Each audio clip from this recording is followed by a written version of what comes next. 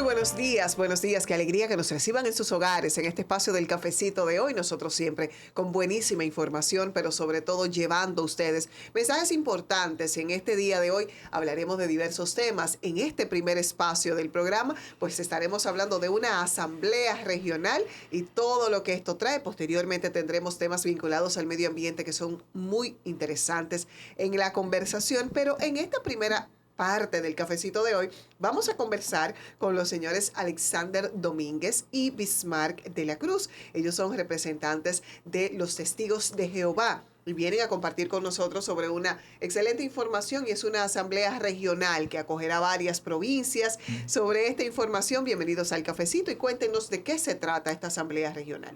Gracias, Ileana, un placer estar aquí y poder compartir tanto contigo como con quienes nos escuchan y nos observan, porque queremos extenderle una invitación a las personas a esta Asamblea Regional de los Testigos de Jehová del año 2024, que se estará llevando a cabo en este fin de semana. Este fin de semana próximo, o sea, 6, 7 y 8. 6, 7 y 8, exactamente. ¿Dónde se estará realizando esta Asamblea Regional? Tendrá como lugar la Gran Arena del Cibao y el Salón de Asamblea de los Testigos de Jehová de Villa González, pero de forma simultánea estaremos conectados a un espacio con la Asamblea Especial o Internacional que llevará a cabo en el área de Sanssouci. Cuando se habla de Asamblea Regional de los Testigos de Jehová, las personas interpretan que solo los Testigos de Jehová pueden asistir.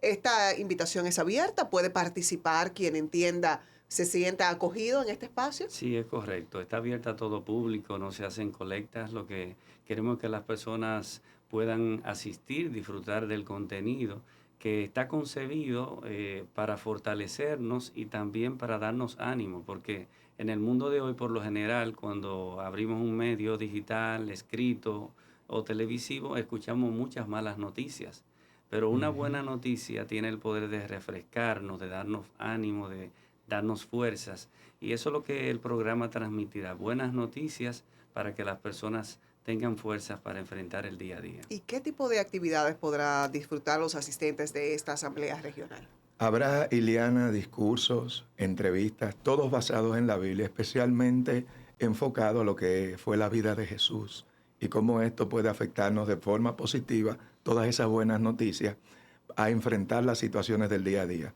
Como es un programa de enseñanza interactivo, habrá muchas presentaciones audiovisuales, las cuales estarán segmentadas, pero toda la idea general del programa de cada día tendrá un mismo núcleo, un mismo enfoque, segmentado con enseñanzas diversas. Y disfrutaremos de un discurso público muy especial, porque tendrá como tema y un enfoque muy interesante, que es: las malas noticias no nos asustan. Oh, importante, porque como bien decíamos, estamos plagados de malas noticias, Correcto. de informaciones que nos aturden un poquito socialmente, y qué bueno encontrar estos espacios que nos hacen entrar en esa conciencia de que hay algo más allá que nos permite estar en seguridad. En estos 3 días, ¿cuáles serán esos horarios que estarán agotando en los espacios, tanto en la Arena del Cibao como en este Salón de Asambleas de Villa González? Sí, los 3 días comienza el programa a las 9:40 de la mañana, y sábado, viernes y sábado el programa termina a las 4:55 y 4:30, pero ya el domingo, aunque comienza a las 9:30, termina ya a las 3:30 el programa. Y aunque hay una pausa que se concibe de 1 hora y 20 minutos para que las personas que están ahí puedan compartir, conocerse, hablar, y entonces eso da paso para extender las relaciones y fortalecer los vínculos. Se habla de un encuentro regional. ¿De qué provincias estaríamos esperando asistentes en este encuentro que como sede tendrá Santiago, pero que recibe a otras personas? Tanto en Santiago como en la Gran Arena, como en Villa González, muchas congregaciones de los Testigos de Jehová de la región del Cibao están invitadas. Pero como te mencioné anteriormente, en Sanssouci tenemos una delegación invitada de aproximadamente más de 2,000 personas de más de 10 países. Wow. Es decir, que es una asamblea internacional, la primera celebrada en República Dominicana, y como expectativa tendremos aproximadamente unas 20,000 personas asistiendo a este magno evento. esto se estará desarrollando de manera simultánea en ambos espacios, Sí. pero serán contenidos distintos, las personas podrán interactuar entre los dos contenidos. ¿Cómo manejarán ustedes esta Bueno, convocatoria? Muy buena pregunta. Sí, el programa es único, es el mismo programa para todos los lugares donde se celebrará el evento. Ahora, hay segmentos especiales del programa donde representantes de la Central Mundial de los Testigos de Jehová que nos estarán visitando por lo especial del evento, pues todas los locales se unirán vía satélite para disfrutar de esos segmentos simultáneamente. Es decir, que el programa, el contenido es el mismo y en segmentos especiales del programa tendrán un solo contenido en sentido de que van a disfrutar de la misma exposición. Bueno, pues ya saben que la invitación está abierta 6, 7 y 8 de septiembre, o sea, ya este fin de semana. Gran Arena del Cibao y el Salón de Asambleas de Villa González. ¿Qué es este que está súper fácil de acceso? Sí, o sea, sí. se ve desde la autopista Joaquín Balaguer. Es correcto. Ahí a mano derecha, tengo entendido, si van hacia Villa González. Exactamente. Bueno, pues ahí están. Yo más o menos estaba ubicada y la invitación está abierta.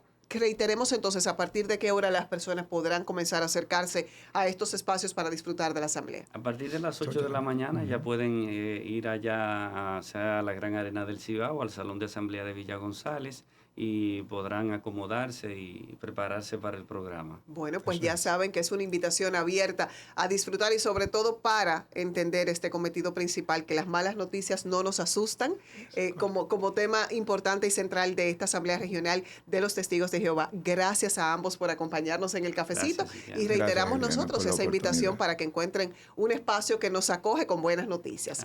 Así que nosotros pausamos en este momento y al regreso continuamos con el contenido del cafecito de hoy.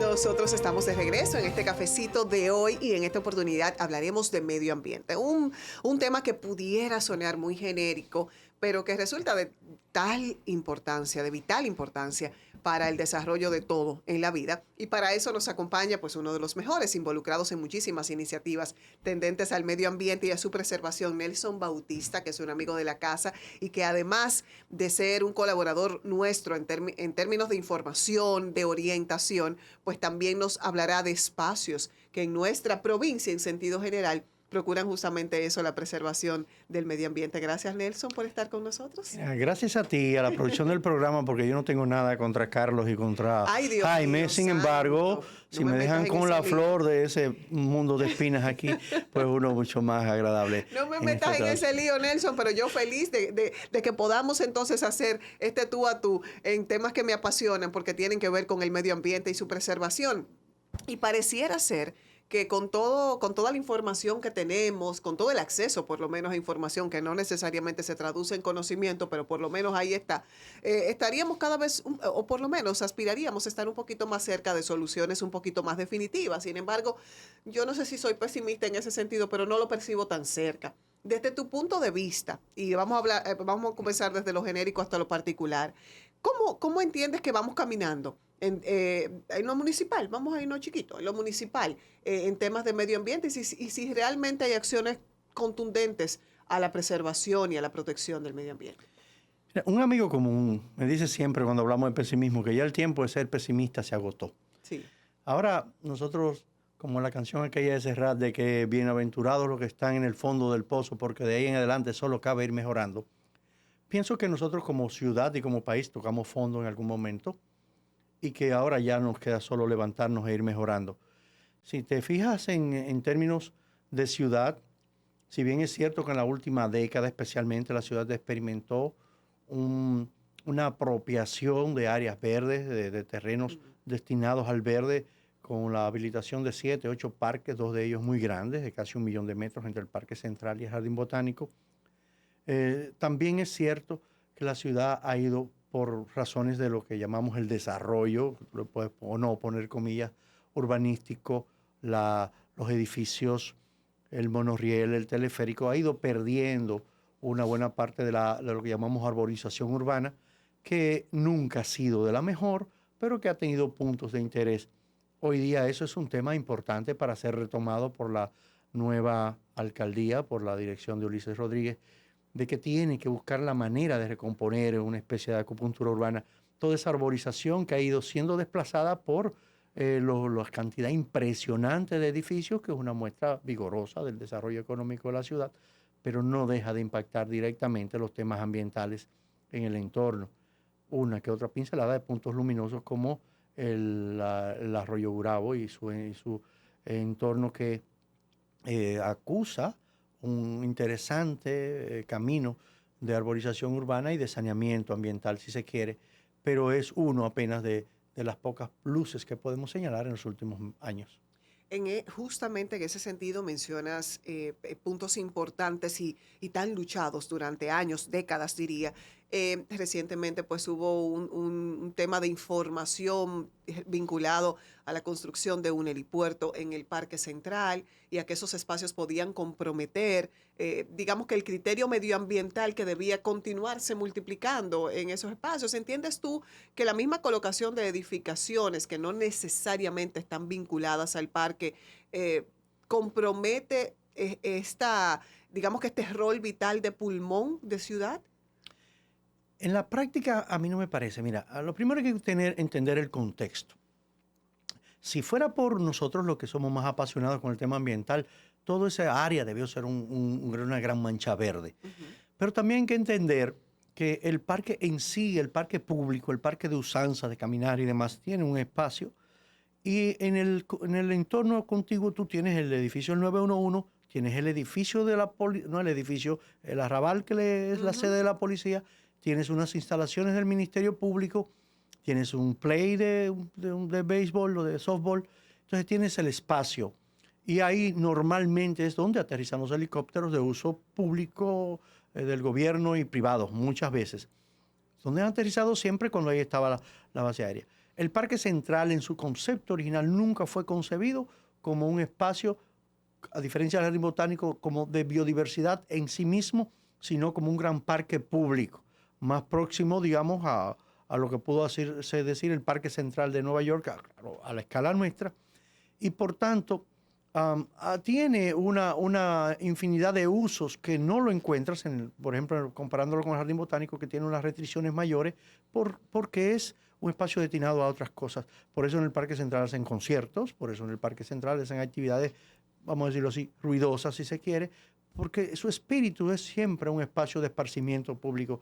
El helipuerto no hasta donde sé, no va a desplazar vegetación de la que existe, no necesariamente va a afectar ni el desahogo ni el desempeño del otro. Estando en el Parque Central, tú ves bajar los helicópteros, a mí no me parece un problema mayor. A mí me parece que la ciudad tiene problemas todavía más serios y más severos que eso, de cuál preocuparse, y por tanto, en lo del parque, lo que sí tiene que tomarse muy en cuenta es qué va a pasar con el resto del entorno, qué va a pasar con casi 2/3 del parque que todavía no han sido intervenidos, porque, insisto, ahí está el arrabal de lo que hoy llamamos sede de la policía, que algo hay que hacer con eso. Ahí hay otros usos que no son necesariamente lo que se concibió, y el parque se inauguró lo que se pudo en el momento, sabiendo que faltan muchas cosas y que ojalá la ciudad pueda batallar para ganar más espacio verde ahí dentro. Y que me gusta mucho esta tendencia al equilibrio que manifiestas, porque hay otros apasionados, y probablemente recaen los fanáticos, en que desechan el desarrollo de edificaciones y demás, solo procurando el desarrollo ambiental y viceversa. En este punto de equilibrio que pudiéramos procurar, ¿cuál entiendes que son esos puntos críticos que todavía son retos prioritarios para el municipio? Mira, si tú quisieras retomar en el mismo caso el Parque Central, nosotros pujamos por muchos años, estoy hablando de años 2007, 2008, 2009, inclusive en su momento escribimos un artículo de eso, de que la ciudad que se divide vamos a decirlo así, en dos lóbulos, la avenida Estrella Sada la divide la ciudad en dos, y las vías que conectan esto son tan precarias que apenas cuando tú sales de la Juan Pablo Duarte y de la 27 de febrero, ya lo que te quedan son pseudo callejones en la Luperón, la Buenavista, la Padre de las Casas, etcétera. Y siempre dijimos que donde está el Parque Central debió hacerse una vía en el medio a medio, como es el Mirador Sur, que conectar a su vez con un puente por hacer todavía y que está en planes desde hace más de 10 años y no termina de concretizarse, que empalma con la prolongación Atuey. Porque eso implicaba un saneamiento de todo ese contexto, que es lo que se está haciendo ahora con el arroyo Gurabo, la reubicación de todos esos sectores marginales que están ahí, Los Santos y varios de los hoyos conocidos por la ciudad. Y eso permitiría en algunos horarios, tú cierras el parque, pero en otros horarios tú tienes una vía amplísima por donde estaba la vía central de la pista de aterrizaje y conectabas la ciudad con la Atuey, que es una vía de 4 carriles que conecta a su vez con la circunvalación y toda esa zona norte, Jacagua, Los Reyes, etcétera, etcétera. Y creo que lo del puente ya no está en discusión. Tengo entendido que está en proceso de estudio para hacerse. Ahora, la conectividad con eso, que son vías marginales, todavía es un desafío. Siento que nosotros fuimos un poco cerrados en no entender el espíritu de que tú tienes que darle acceso a la gente al verde. Y vuelvo a retomar el ejemplo del Mirador Sur. Es el principal parque urbano que tiene Santo Domingo. Y tiene una vía central que es una vía expresa. Y que en algunos horarios, cuando la gente lo toma para caminar, por ejemplo, entre 5 de la mañana y temprano y al final de la tarde, se cierra el tránsito. El resto del día es una vía para que eso fuera posible. Entonces, esas discusiones quizás generan conflicto, pero las ciudades tienen que permitirlo. Y cuando tú ves los ejemplos de otros espacios a nivel mundial, eso es lo que ocurre porque la gente aprecia más el verde cuando tiene la oportunidad del acceso y de poder disfrutarlo y sacar un beneficio tangible a estos espacios. Nosotros vamos a pausar ahora porque la pregunta que te voy a dejar sobre la mesa, no quiero interrumpir su respuesta. Y se pudiera interpretar, y a modo de percepción, hay una generación reciente mucho más empapada de temas medioambientales y de la necesidad de preservación del medio ambiente.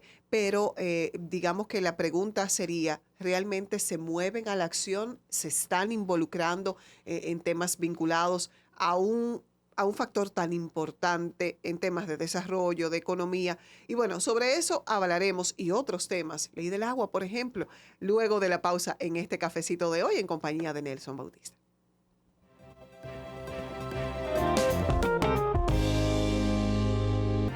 Continuamos en esta conversación con Nelson Bautista, quien además de ser, ¿Eres qué del Jardín Botánico? Quiero ser precisa en tu cargo. Yo soy un miembro más del Consejo de Administración. Ejerzo ocasionalmente las funciones de secretario del Consejo y coordino el Consejo de Administración con la parte operativa. Pero estamos frente a un gestor bastante impetuoso de lo que es el espacio que hoy disfrutamos llamado Jardín Botánico. Muchos años luchando por lograr ese espacio que finalmente se concretara en lo que hoy estamos disfrutando. Sí, básicamente ya vamos a cumplir de 2006 para acá, ya prácticamente 18 años en el embrión del jardín y digamos los últimos 6, 7 ya de lleno en el trabajo de formalización de este gran pulmón de la ciudad.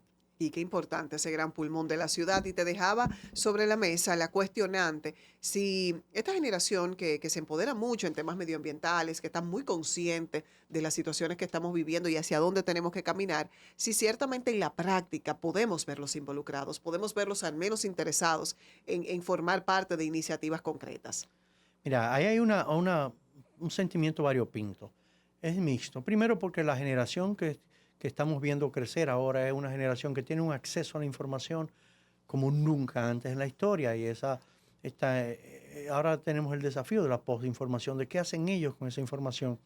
Y te encuentras un nivel de identificación súper alto con temas que antes no eran preocupantes para la mayoría de nuestras generaciones, con temas sensitivos sobre lo que se consume y lo que no se consume, con temas ambientales de por sí. Encabezan las luchas en sus trincheras y para mí la mayoría de las trincheras de los jóvenes de hoy son las redes sociales y demás. Tenemos una generación tradicional que preferimos seguir yendo a pelear a los escenarios y a los foros. Entonces siento que sí hay un involucramiento fuerte y que hay un tema educativo donde penosamente se manifiesta mucho la brecha entre la educación pública y la privada. La mayoría de los jóvenes de educación privada de este tiempo, de República Dominicana y de otros países, tienen un empoderamiento por su propio entorno, tienen un conocimiento alto de los temas ambientales, del tema de la crisis del clima y de todo eso que no siempre lo ves en la escuela pública, hay sus excepciones.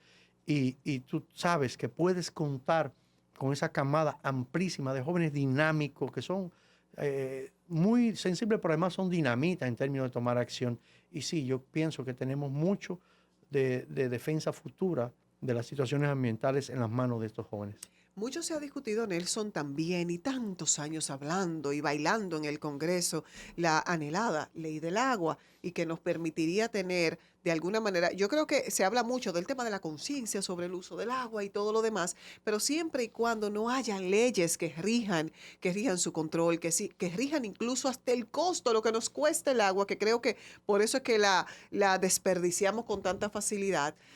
Estamos todavía muy lejos de lograr que finalmente tengamos una ley de agua en aplicación en el país.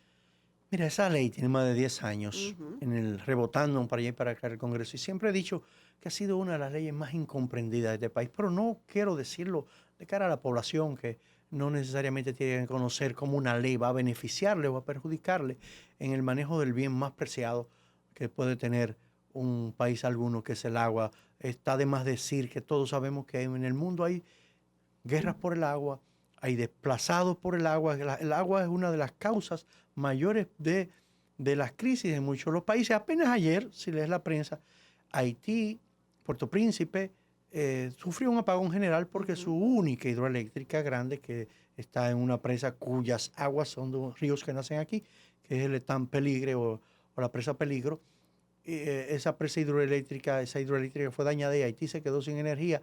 Y yo siempre digo, mira, lo menor peor que le puede pasar es quedarse sin energía, porque sin esa fuente de abastecimiento, profesor, Puerto Príncipe en sentido general no tiene agua. Entonces eso quiere decir que una población de millones de personas pueden ser afectadas de una forma tan flexible. ¿Por qué traigo a colación este ejemplo? Porque la ley de agua termina en los congresistas, no la entienden. Los ministros no la entienden y por 10 años ha habido una disputa entre los ministros en su momento, en diferentes etapas, o el de economía o el de medio ambiente quería el control del factor agua, por lo de economía porque entiende que es un factor económico, el de medio ambiente porque es un factor estratégico. Y ahí nos hemos pasado 10 años tirándose la pelota y en los puntos donde ha estado a punto de aprobarse no ha sido posible. Fíjate que el presidente Abinader incluso ha hecho un esfuerzo extraordinario y logró un pacto por el agua firmado hace unos años y la ley termina sin siquiera estar en la agenda del Congreso. Entonces el ciudadano que nos ve y nos escucha dirá, pero bueno, ¿esto en qué a mí me impacta? Bueno, es muy simple. La ciudad, como Santiago, el Cibao, que es rico en agua, tiene sectores, y usted que vive en su casa que un día no puede ducharse porque no hay agua, porque el acueducto no da abasto, porque hay que tirar una línea para un sector nuevo que hicieron por la Ciénaga o la hicieron por la zona sur. Tiene que entender que el país tiene que planificarse en cuánta agua podemos tener, cuánta podemos utilizar, cuánto nos va a costar y quién va a pagar por ello. Porque no es justo ni posible que vivimos en una población donde el agua es subsidiada. Santiago es de la que más paga agua y paga centavos. Por tanto, la gente le da lo mismo malgastarla. Pero tú la malgastas en tu casa y gastas 100, 200, 300 galones en un día por persona, que tú te juntas con una gente de un país que tenga que hacer de agua y dices, pero eso es una barbaridad, eso es un mes de agua en mi casa. Pero cuando tú vas a las zonas de cultivo, a zonas de cultivo inundables, y te gastan millones y millones de galones de agua y pagan por ellos centavos, tú dices, pero ¿cómo es que nosotros vamos a tener una recuperación de las montañas que se pelan, las montañas que se deforestan, si no es en base a los recursos que se pueden recuperar de los beneficios ambientales? Y uno de esos beneficios ambientales es el agua. Pues la ley del agua tiene que ver con gobernanza, con garantizarle a este país la sostenibilidad presente y futura de ese recurso vital, y por ello es tan importante que se apruebe. Y ojalá, ahora que el partido de gobierno tiene a la vez una mayoría plena, avasallante en el Congreso, esto no se le dé larga y salga lo mejor posible de una ley que nos pueda normar y nos pueda garantizar a todo el país la sostenibilidad en base al recurso agua. Bueno, y yo creo que hay retos importantes en todo lo que has dicho, pero sobre todo que finalmente podamos lograr encaminar a punto de aprobación esta ley y que a partir de ahí, dentro de su funcionamiento, dentro de su aplicación, hagamos todos conciencia de la importancia que tiene para regir el futuro. En el presente todavía creo que no estamos dimensionando la importancia de esa ley. Nosotros pausamos en este momento, pero en la parte final del cafecito tenemos todavía temas importantísimos que agotar con nuestro querido Nelson Bautista en el cafecito del día de hoy.